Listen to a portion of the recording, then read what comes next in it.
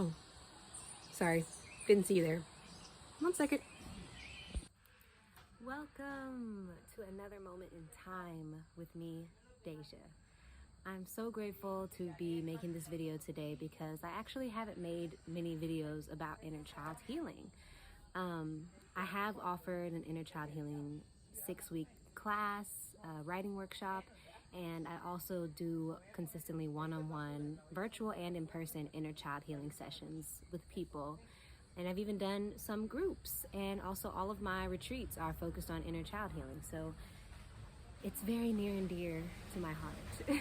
The way that I started to heal my inner child, I guess I was always doing a lot of inner child healing work, but when I started to hear that term is when I realized that, oh, a lot of my spiritual practice and my healing journey has been focused on my inner child, because I realized that a lot of the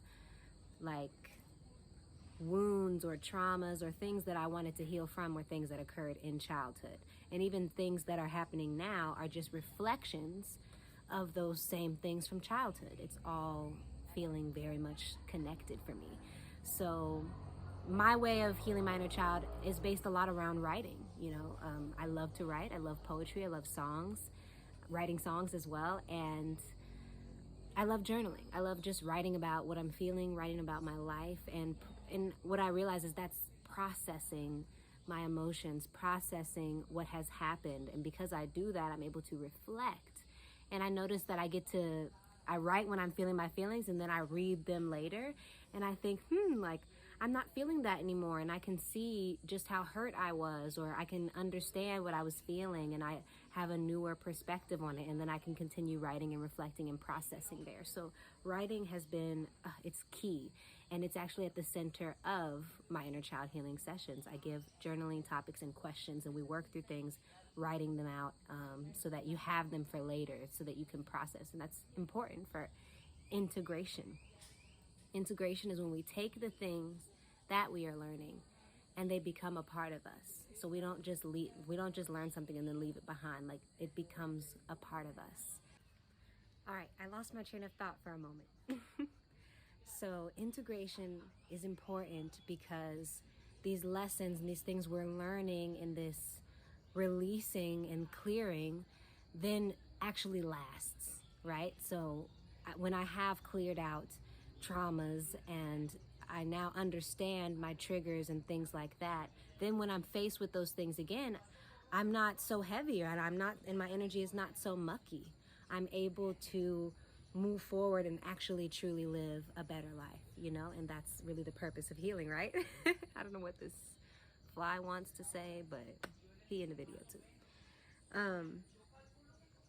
So yeah, we wanted to actually, we want to really do the work so that it's truly affecting us in a positive way and truly transforming our lives. And a lot of it for me with the inner child, it's returning, right? It's returning to that state of understanding yourself and being your true self. It's remembering, right? It's returning, it's remembering. So much of my work has to do with memories, and there's medicine in our memories. And doing this work allows us to change our perspective on certain memories, and it allows us to recall certain memories that maybe we've lost along the way. So yeah, there's a lot to go into, but I want to keep this short and sweet, so I'm going to move on. So the inner child is like the inner self. And the reason we do work around the inner self, inner work, is because we're really getting to the core of our being, right? We're getting to, the core is the best way that I can put it.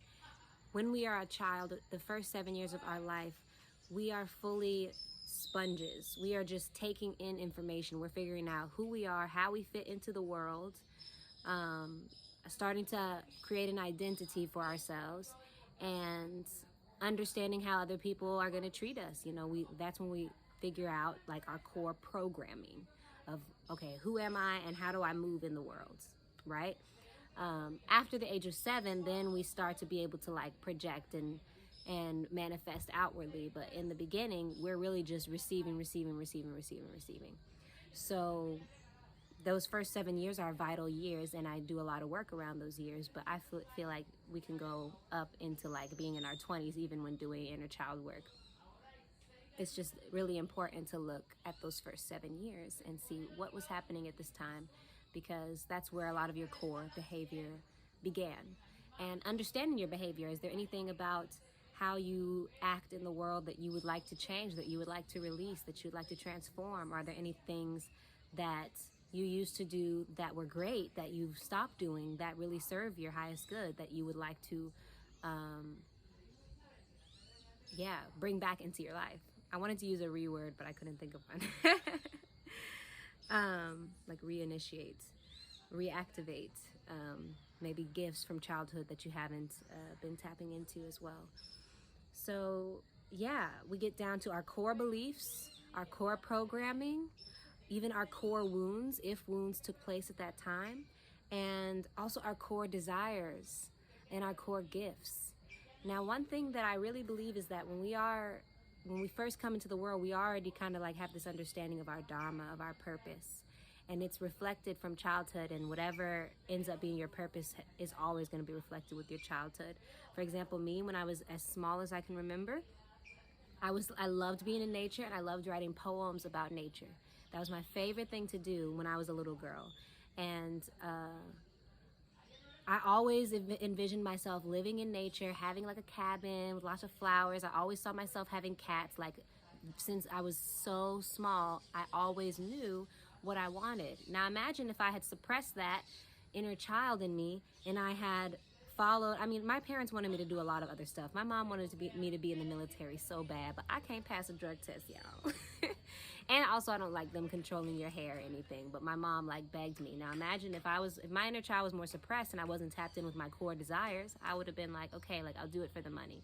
But because I said fuck that, and I could never like work just to work, because I just don't move like that. But and it's also because I stayed in touch with my inner child, and I was always like, nah, like I don't want to adult. Like, I want to do what I want. I want to do what I love. And because I followed that, that's me following my Dharma, my purpose, my desires, my core desires. So healing our inner child is to also tap into our core desires and our core purpose on this earth, and also our core gifts.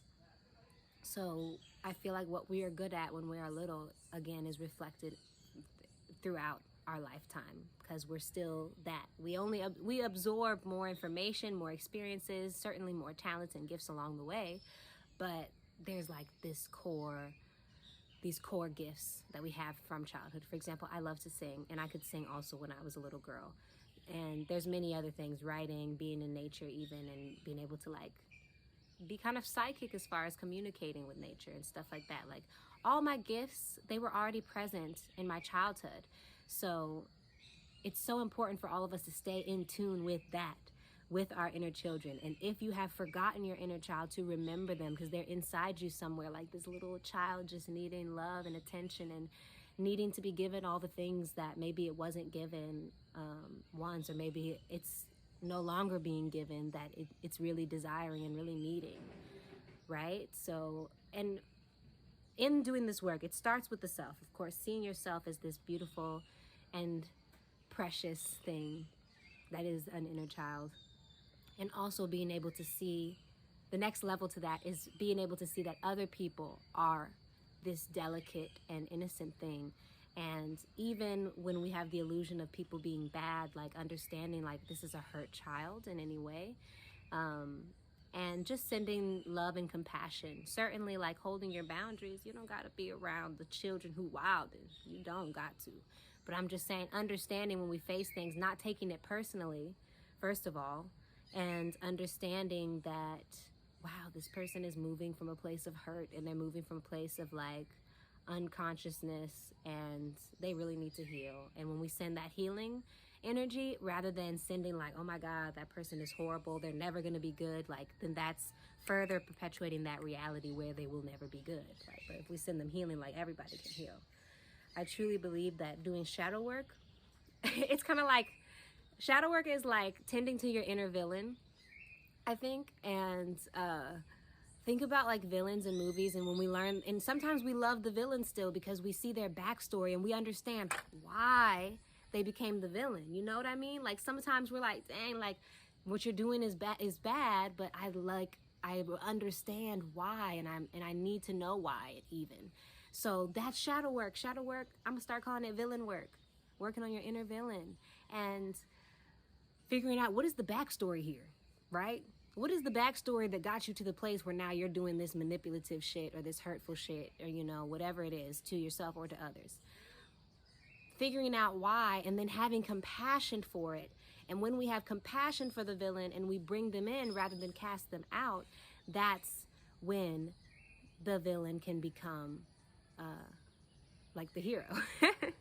The villain can become the hero, and the villain can actually save everybody in the end if it's met with compassion and love and is brought in. And also if that villain is ready to let go of being the villain and be willing to be loved. So that's that too. You got to be willing to let that love in. All right, y'all. I didn't want to make this video too long, but I just really wanted to share some downloads around inner child work. I think I will do a part 2 to this video and talk about how to heal the inner child in regards to the chakras. All right, I think that would be a great offering to share with you all. I do offer inner child healing sessions virtually and in person here in Costa Rica, and I'll also be in Atlanta in May just for 2 weeks. So it's going to be a quick trip, but I'm open to people who are in the DeKalb County, Gwinnett County area, or can come to that area. I'm open to in-person sessions, of course, always open to virtual sessions. You can book on my website, ihopeyouFindSerenity.com, and we can unpack, you know, things from your childhood together. And I also give a guided meditation, sometimes a little sound healing, depending on how long the session is. And you can also read my reviews on my website to see what other people are saying about the sessions. But yes, God bless your soul. Thank you for being here in this moment with me. Sending love.